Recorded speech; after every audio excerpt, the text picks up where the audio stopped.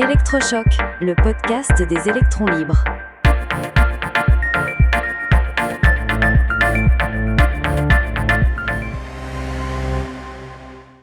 Le capitalisme va-t-il éradiquer le travail des enfants ?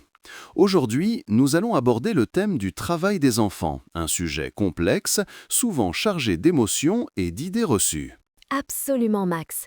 Et la première chose à faire, c'est peut-être de regarder les chiffres. On entend souvent que la situation est terrible, et c'est vrai. Il y a encore 138 millions d'enfants qui travaillent dans le monde. C'est un chiffre colossal. C'est énorme, oui, mais il y a une autre façon de voir les choses, une perspective qui donne de l'espoir.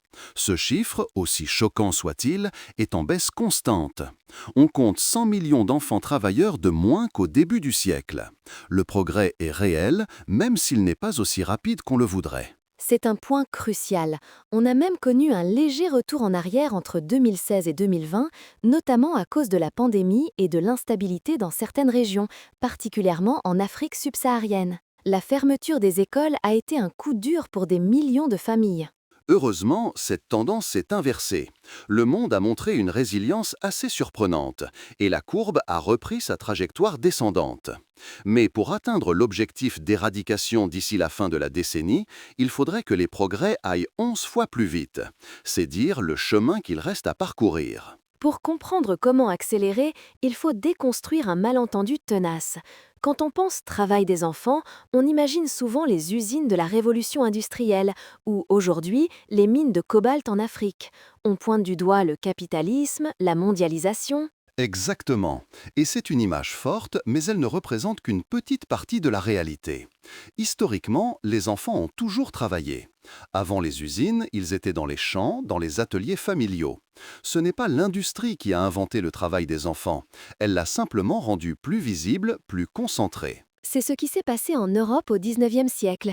Les enfants étaient une main-d'œuvre bon marché, docile, et leur petite taille était utile pour se faufiler sous les machines ou dans les galeries de mines. Une réalité terrible, mais qui existait parce que la misère était telle que les familles ne pouvaient pas se passer de leur maigre salaire. Et qu'est-ce qui a mis fin à ça ?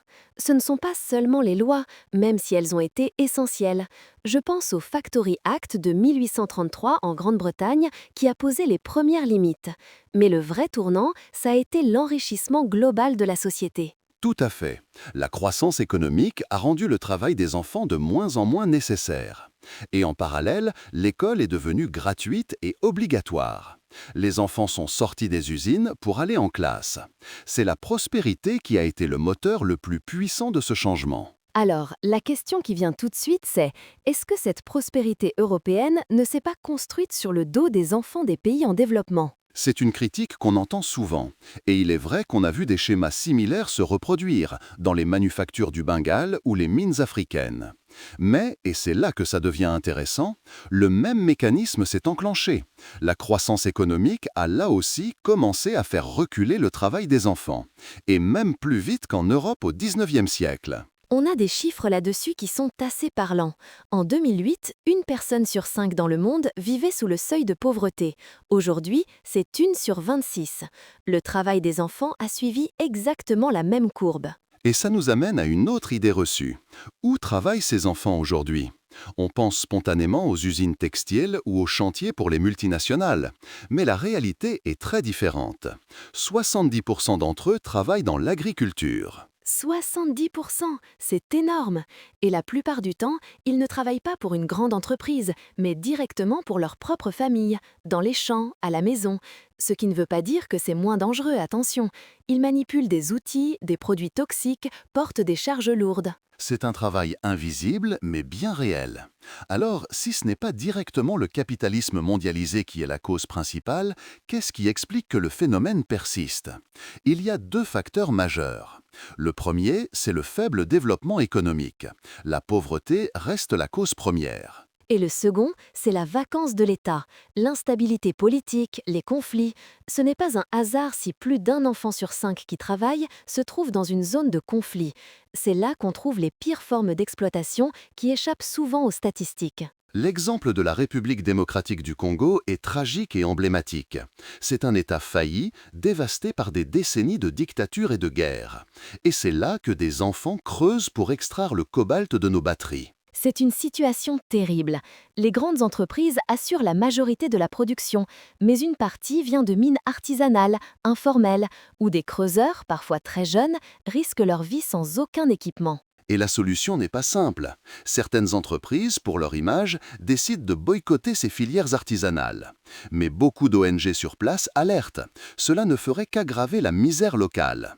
Pour ces familles, dans ces régions, c'est souvent la seule option de survie. La loi interdit le travail des enfants, mais sans État pour la faire appliquer, elle ne sert à rien. C'est là qu'on boucle la boucle. Ce n'est ni le capitalisme ni la mondialisation qui ont mis ces enfants au travail. C'est la misère, l'absence d'état de droit, le manque d'opportunités. En revanche, en apportant la croissance, le développement et en favorisant l'émergence d'États stables qui protègent les droits fondamentaux, ils deviennent les outils les plus efficaces pour les en sortir. Exactement. L'objectif est de créer un environnement où les familles n'ont plus besoin du revenu de leurs enfants pour survivre et où ces enfants ont la chance d'aller à l'école. Il faut sortir de cette vision un peu romantique des sociétés traditionnelles. L'exploitation n'est pas née avec les usines, elle est souvent plus ancienne et plus silencieuse. En conclusion, le chemin est encore long, mais la direction est la bonne. Le développement économique, couplé à un cadre légal solide, reste notre meilleur espoir pour que le travail des enfants ne soit plus un jour qu'un lointain souvenir. Soutenez les électrons libres. Abonnez-vous sur lel.media.